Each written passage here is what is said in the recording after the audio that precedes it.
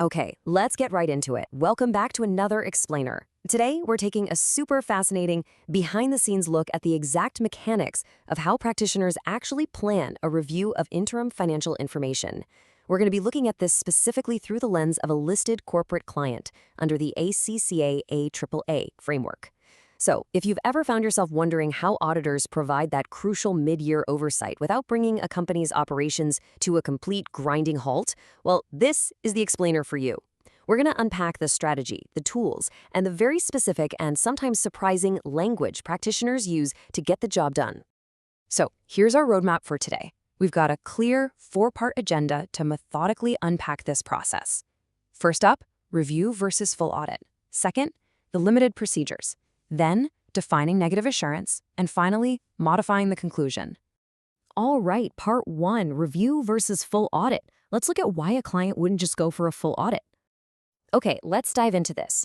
The immediate question you might be asking is, why wouldn't a big, listed corporate client simply request a standard full audit for their mid-year reporting?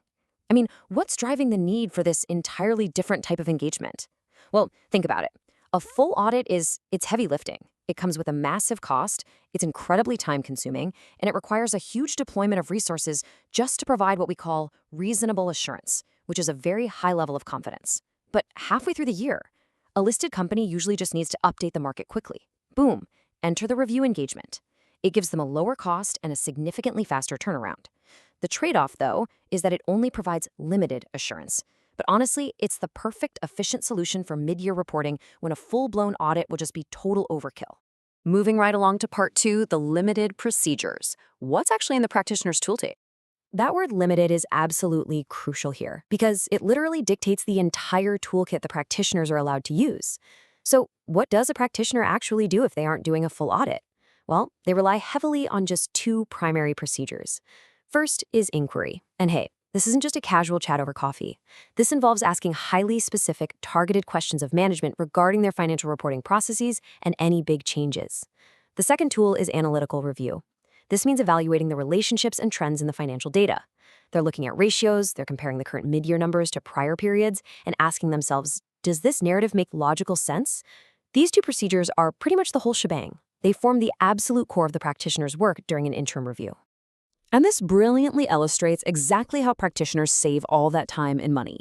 By intentionally limiting the scope of their investigation, they are essentially leaving the heavy machinery parked in the garage.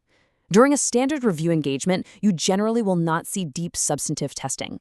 You're not going to see practitioners trekking out to a warehouse to do physical inventory counts, and they definitely aren't sending out massive batches of third-party confirmations to banks or debtors. Well, unless something really unusual explicitly forces them to. It's meant to be a high-level analytical sweep. Okay, section 3, defining negative assurance.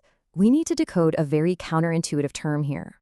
By definition, negative assurance is a limited level of assurance, where the practitioner states that nothing has come to their attention, indicating the financial information is materially misstated. I want to just lean into the irony here for a second, right?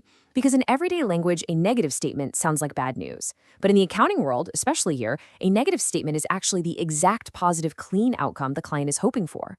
Because the auditor only did limited procedures, they can't positively say the financials are 100% correct. They can only say, hey, we looked and we didn't find anything wrong. So, the crucial point is what this actually looks like on paper.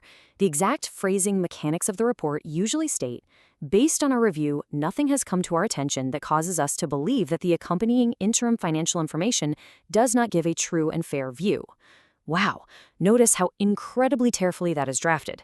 It perfectly reflects the constraints of the engagement. They aren't saying it definitely does give a true and fair view because they didn't do enough work to prove that. They're simply stating that, based on their inquiries and analytics, no massive red flags jumped out at them. But hang on a second. What if a red flag does jump out? What happens if during those inquiries or while crunching those trends, something actually does come to the practitioner's attention? Which brings us to section 4, modifying the conclusion, what practitioners must do when a clean report is no longer possible. Under the ACCA framework, there are specific conditions that force practitioners to alter that limited assurance conclusion. First up, a material misstatement is identified.